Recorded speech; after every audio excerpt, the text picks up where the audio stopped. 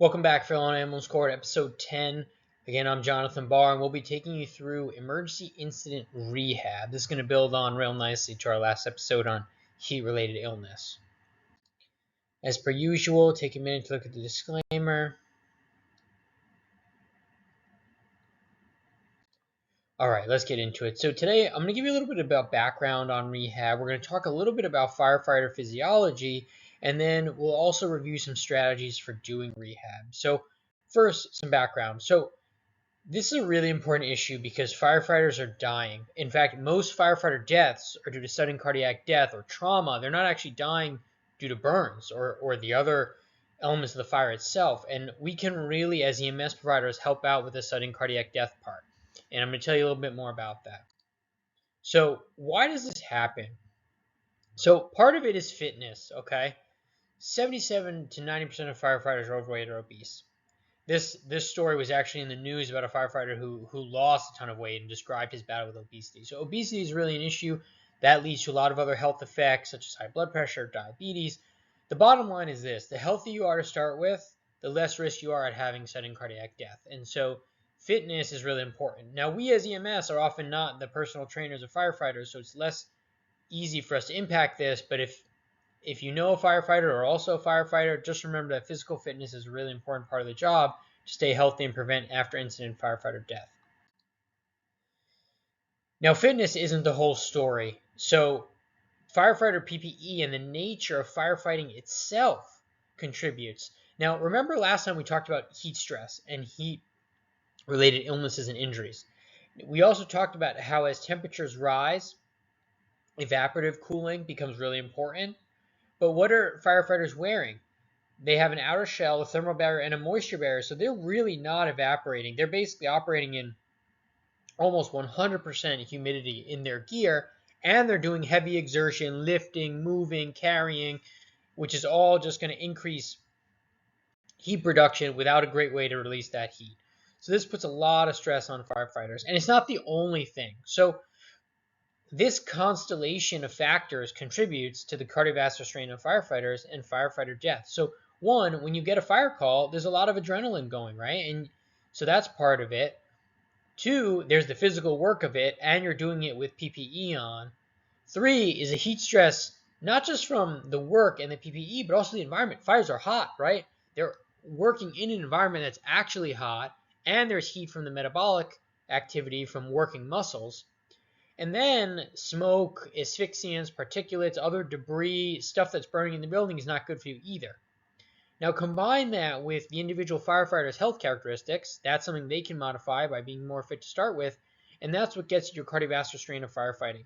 So you could see there's a lot of things unique to firefighting itself that are hazardous to your health, and we can help mitigate through rehab.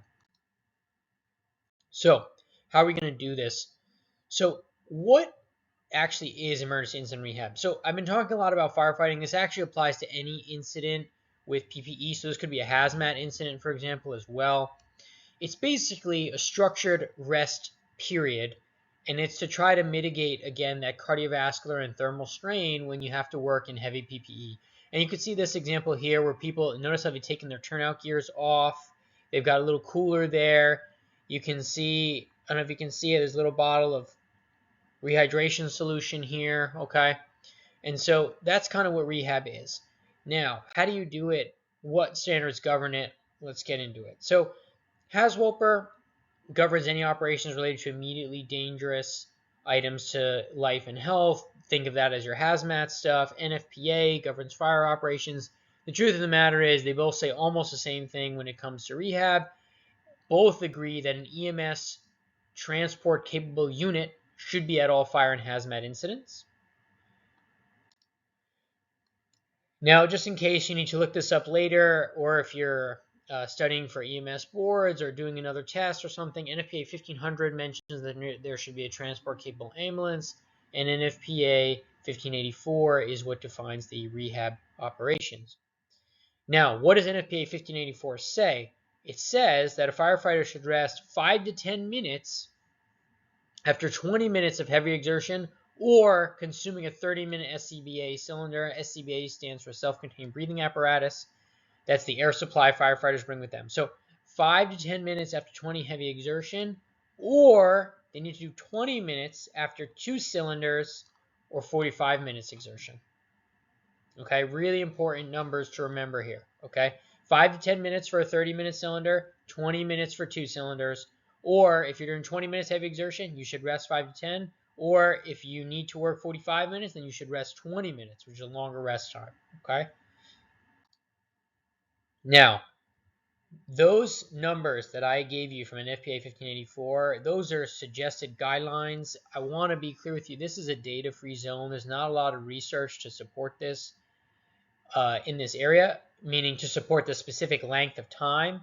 And so situations may vary, and I would defer to your medical director for your specific rehab protocol. You should do rehab.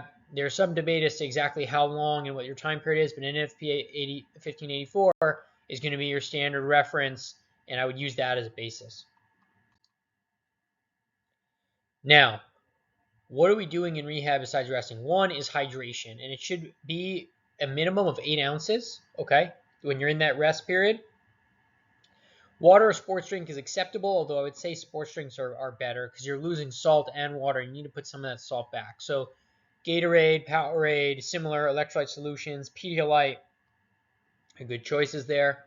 If the incident's longer, small amounts of solid food that's high in carbs, like granola bars, are okay. You don't really want to eat large meals because when you're exerting yourself, when you have that sympathetic stress, that's shunting blood away from your stomach and your intestines into your muscles. So you really want things that are easier to digest, aka carbs, and only really small amounts. You don't want to eat a huge amount.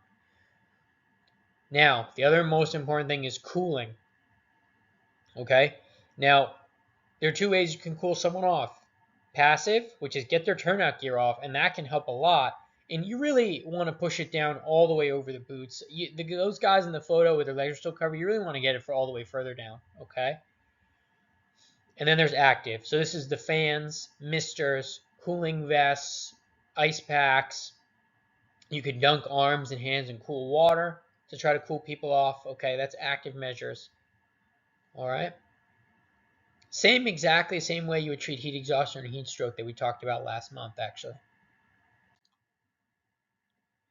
Now, I mentioned, NFPA 1584 gives some guidelines. Your medical director should really determine your specific protocol. So I recommend you check in with your medical director about your specific protocol.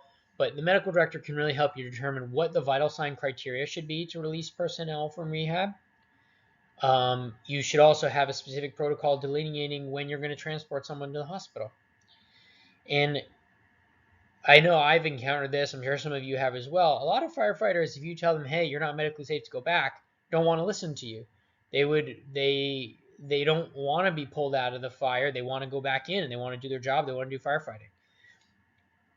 Your medical director can help be your advocate to give EMS the authority to retain fire and rescue personnel for rehab or send them to the hospital if they think it's unsafe. And this is an important conversation to have with the fire department or rescue ahead of time, but also your medical director can kind of help add the weight of a physician to that discussion because you really don't want your firefighter brethren having sudden cardiac death after the incident. And oftentimes it's not immediately after the incident, it's the next day. These are some of the references. If you guys want to check out, you're welcome to do so. And as always, feel free to reach out with any questions. See you guys on the next one.